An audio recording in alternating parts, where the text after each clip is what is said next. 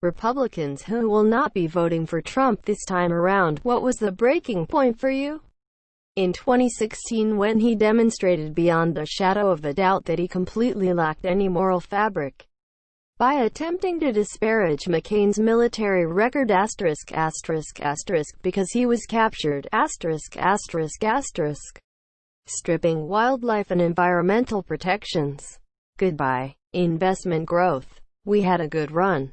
I'll miss you. His unprofessional attitude toward General James Mattis was my turning point. The man is a military genius and a true patriot. Suppose we hit the body with a tremendous light, name-dropping George fucking Floyd while talking about economic growth. The fact he appointed a oil exec to be the head of the EPA so it could be dismantled, and that he lies constantly. I left the GOP. I actually officially left the Republican Party because Trump was elected. Any party that can vote in that man cannot represent me. A relative of mine messaged me about a week after the George Floyd protests had been going to inform me that she had seen a post I made online about it and it moved her to tears. She told me she was no longer supporting Trump because he did not once speak out about police brutality and everything happening. I believe it is the fact that when she saw George Floyd's death, she saw her black family members in his place and realized she could no longer support someone who would let that happen. As much as I love her, her views have in the past been problematic and kind of racist, which hurt me. It was a shock to me that she flipped so suddenly, considering how awful he has been in the past. But I think when things become personal and threaten your family, it can be the one thing that shocks you into seeing the reality of things. Home Alone 2, Lost in New York. Moments that I'm surprised aren't on here. Very fine people on both sides. After the Charlottesville neo-Nazi rally, kids in cages, Mueller's investigation. But I'm not complaining. The train that arrives late still arrives. ETA. Kids in cages has since become a top comment, which is great. At the time I had scrolled through near to the bottom and nada.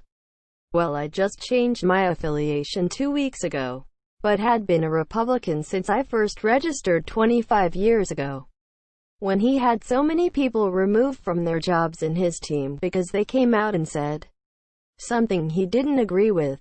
No one expects the president to know everything. You are supposed to find the best people to get you the information needed. I supported him in 2016 as he was the anti-establishment candidate. I didn't look too much into the things he supported. I just knew that he wasn't mainstream, so therefore he must be good. Turns out that was wrong as fuck. I regretted it not too long after he was sworn in. I believe my breaking point was more of a cumulative thing. It didn't really happen all at once. But seeing his bullshit over the course of his presidency, this year I became significantly more politically active and will be voting for Biden. When I realized his words had no meaning. You literally can't trust anything he says. It could be blatant lies and he wouldn't care at all.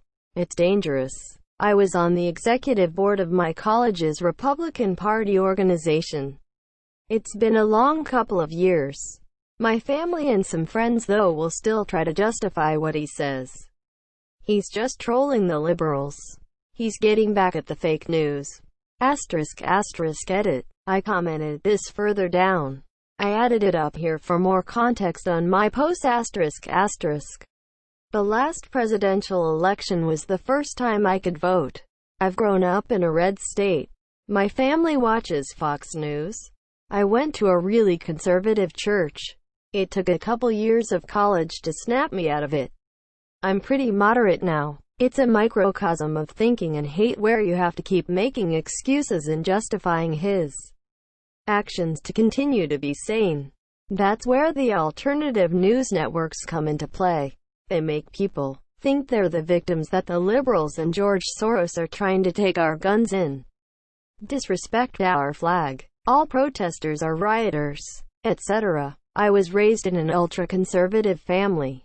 I only started to pay attention to politics during Obama's presidency, which I was promised would result in Sharia law being imposed on America.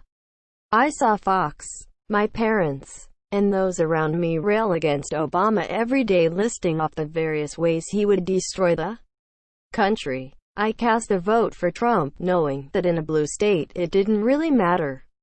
So I didn't have to research it, and figured he would lose anyway, absolving me of any blame for a Clinton presidency. My biggest regret is making the popular vote closer. My family, Fox, and those around me have all completely rejected their values to follow Trump every day he does something they vowed Obama would do to ruin the country, and they twist themselves explaining why it's actually a good thing. My good wholesome Christian family members are now some of the most genuinely racist and least intellectual people I know, but there are other siblings like me as well, and they give me hope. It took me about 3 months of being a casual follower of politics to start being involved in local elections, driving an hour plus to vote, and actually paying attention. I've, hopefully, started to make up for my mistake by voting more intelligently in the last primary and having discussions with the siblings that are asking similar questions. I can say without hesitation that people who are voting for Trump are either utterly politically apathetic, formerly me, or filled with hate, whether they think about it or not. He simply isn't an intelligent vote with all we've seen. Edit. Added some context to the first paragraph to clear some confusion. When I realized I'm an independent thinker and don't have to support everything my parents do. I don't know if the rally took place before or after he was elected, but I didn't see it until after.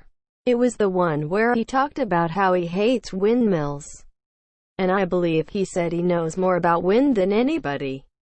Then did a bit about not being able to watch TV because it's not a windy day. That was when I became embarrassed about my vote and started to regret it. It only got worse after that. TBH, I was never a Trump supporter, but I had felt that the guy was not as bad as the media portrayed him and was somewhat redeemable. Then he betrayed the Kurds. Those people fought and died alongside U.S. soldiers, and Trump just stepped aside and let them be slaughtered so he wouldn't offend Turkey. I can tolerate an immature asshole. I cannot tolerate a traitor. Edit. Thanks for the gold. In addition to this, for all of you commenting, please go out and vote at the next election.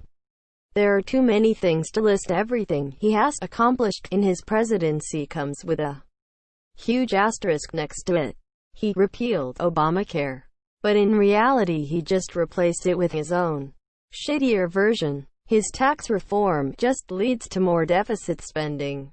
His trade war took money out of my pocket, and the farmers who were supposed to benefit had to get bailed out. His stupid wall that never got built. Good riddance. His blatant disregard for legitimate risks to election security. Foreign meddling, not mail-in ballots. His lack of response to coronavirus, followed by his inability to respond to coronavirus, and the several racially charged issues that have plagued his presidency are just a cherry on top. I used to consider myself a conservative, but I don't even want to be in the same room with those willingly ignorant pricks anymore.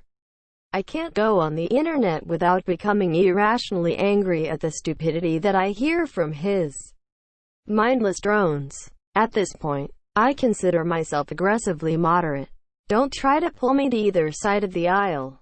I'm just going to hunker down here with my Reuters and AP News, and fact-check the shit out of everything.